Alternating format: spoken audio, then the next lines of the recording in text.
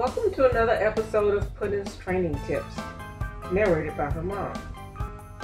Today's lesson is on down.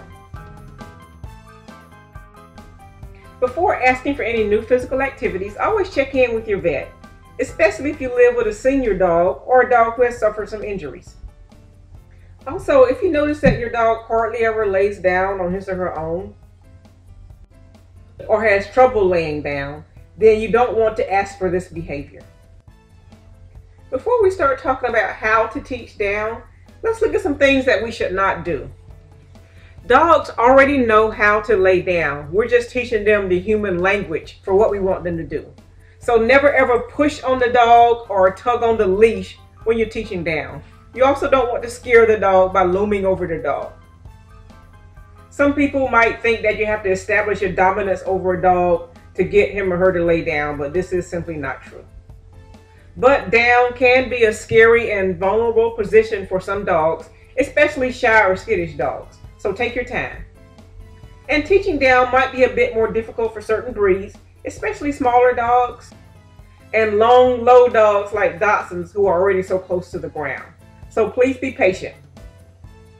For beginners, it might be easier to teach down if your dog already knows sit. Search our pet education YouTube channel or our blog for instructions on how to teach sit. While your dog is sitting, hold a tasty treat in front of his nose and slowly lower the treat to the ground. And in most cases, your dog will follow by laying down. Mojo's butt happens to come up while his dad is teaching down, but as soon as the butt is down and the dog is all the way down, then Mojo's dad clicks and treats.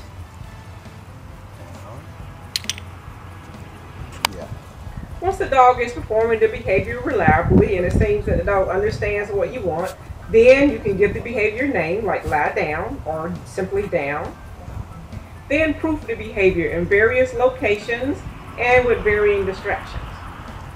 If you use the word down for this behavior, then be sure to use it for only this behavior. Don't use down if you want the dog to get off the sofa or get off the bed or to stop jumping on you or someone else. This concludes our lesson on teaching down. Remember that down can be difficult for some dogs, so be patient. Never ever push on the dog nor tug on the leash to teach down. It can be dangerous for the dog. You might cause an injury, and also it's just more fun if the dog learns through a lure. Proof the behavior in different places, and remember to use down only for this behavior.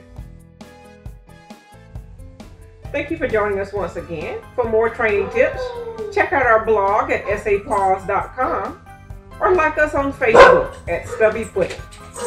Thank you.